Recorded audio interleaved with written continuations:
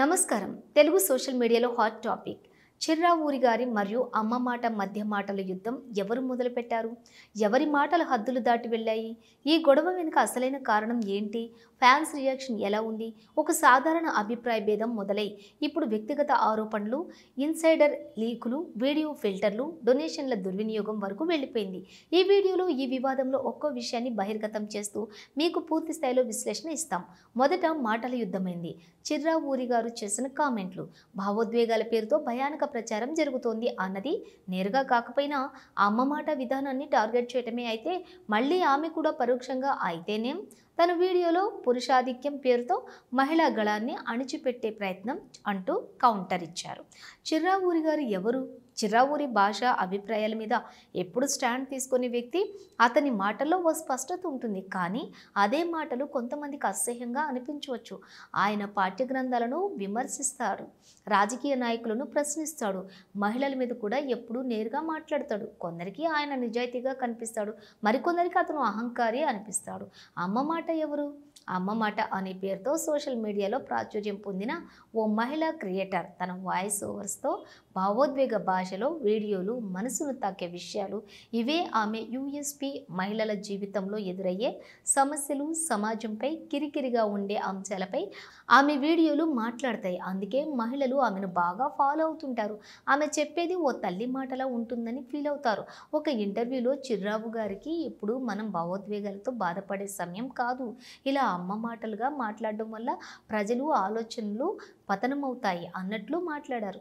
ఈ మాటలు నేరుగా ఆమె పేరుని కాకపోయినా ఆమె వీడియోల శైలిని ప్రస్తావించడం స్పష్టంగా కనిపించింది. అందులో ఒక్క ముక్క, ఇది సమాజాన్ని బలహీనంగా మార్చే వాయిస్. అది చాలామందిని తాకింది. తన మీద నేరుగా కాదు కానీ పరోక్షంగా వచ్చిన విమర్శపై అమ్మ మాట తట్టుకోలేదు. ఓ వీడియోలో ఆమె భలే ఎమోషనల్గా స్పందించారు. ఒక మహిళ తన అభిప్రాయం చెప్పినంత మాత్రాన అది చిల్లర భావోద్వేగమా అని ప్రశ్నించారు. ఈ వీడియో పాపులర్ అయ్యింది. ఆమె ఫాలోవర్స్ ఆమెకు మద్దతుగా నిలబడ్డారు. ఇక్కడి నుంచే అసలు గొడవ మొదలెట్టింది. ఇద్దరి అభిమానులు సోషల్ మీడియాలో ఒకరినొకరు తిట్టడం మొదలుపెట్టారు. మీమ్స్, స్టేటస్లు పేరిట వ్యక్తిగత విమర్శలు. ఎవరి అభిప్రాయాన్ని ఎవరూ అర్థం చేసుకోలేకపోయారు. ఇది వ్యక్తిగత గొడవ కాదు ఎనీమోర్, ఇది ఓ మైండ్ సెట్ వర్సెస్ మరో మైండ్ సెట్. ఇప్పుడు ఆరోపణలు ఎక్కడి వరకు వచ్చాయి? డొనేషన్లు దుర్వినియోగం ఆరోపణ.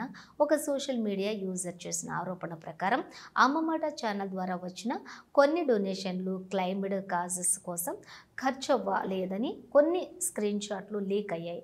అయితే ఇవి వాస్తవమా, ఫేకా అన్నది ఇప్పటికీ నిర్ధారణ కాలేదు, కానీ సోషల్ మీడియాలో విపరీతంగా షేర్ అవుతోంది.